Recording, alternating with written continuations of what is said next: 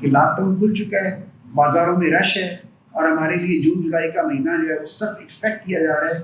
اس میں اگر آپ کے اس میڈیا کے ذریعے اور آج جو ہم انٹریکشن کر رہے ہیں اس کے ذریعے ایک میسج جائے، میسج عوام کو جائے. گورنمنٹ رسپانسبلٹی پورا کرنے کی کوشش کر رہی ہے. ہائی ڈپینڈنسی پہ بیڈز اویلیبل ہیں، آئسولیشن ہے، کوارنٹائن ہے، میڈیسن اویلیبل ہیں، اور اس کے ساتھ ساتھ جتنی جو میڈیکل کے ہمارے لوگ ہیں وہ فور فرنٹ پہ موجود ہیں اس وقت. تو پبلک کو تھوڑا سا اس میں ساتھ دینا چاہیے. جو گورنمنٹ کی طرف سے انسٹرکشن ایشو ہوں ان پہ عمل کرنا. رمضان المبارک میں اگر انسٹرکشن ایشو نہیں ہے تو تراویحیں اس انداز میں پڑھنا. اب اگر لاک ڈاؤن نرم کیا گیا تو پبلک کو تھوڑا سا خدارہ اپنی رسپانسبلٹی ایگزیبٹ کرنی چاہیے اس انداز میں کہ اسینشیلٹی کے لیے گھر سے باہر رہیں.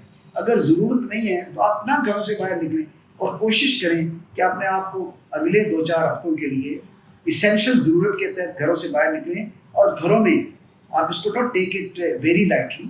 گھروں میں جو ہدایات ہیں لائک سینیٹائزر کا استعمال ہونا، ماسک کا استعمال ہونا، سوشل ڈسٹینس کو رکھنا، اس پہ آپ ضرور عمل کیجیے گا.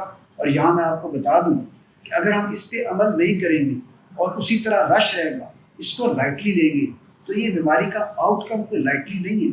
یہ سمٹومیٹک کیسز بھی ہیں، پیراسٹامول سے ٹھیک ہونے والے کیسز بھی بظاہر ہیں، لیکن خدا نخواستہ اگر کمپلیکیشنز ہو جائیں، لنگز انوالو ہوں، پھر مائکرو ویسلز انوالو ہوتی ہے، آپ کا ہارٹ انوالو ہوتا ہے، کڈنی فیلئر کی طرف بات جاتی ہے، وینٹیلیٹر کی طرف بات جاتی ہے، اور وینٹیلیٹر کی مارٹیلٹی ڈیولپ ورلڈ میں بھی 85 to 90% ہے. ان حالات سے بچنے کے لیے سب سے بیسٹ یہ ہے کہ ہم کوآپریٹ کریں اور گورنمنٹ کی جو انسٹرکشن ہے ان پہ عمل کرتے ہوئے لاک ڈاؤن اگر ریلیکس کیا ہے ہم احتیاط کریں، گھروں سے باہر اسینشل ضرورت کے تحت نکلیں اور سوشل ڈسٹینس کو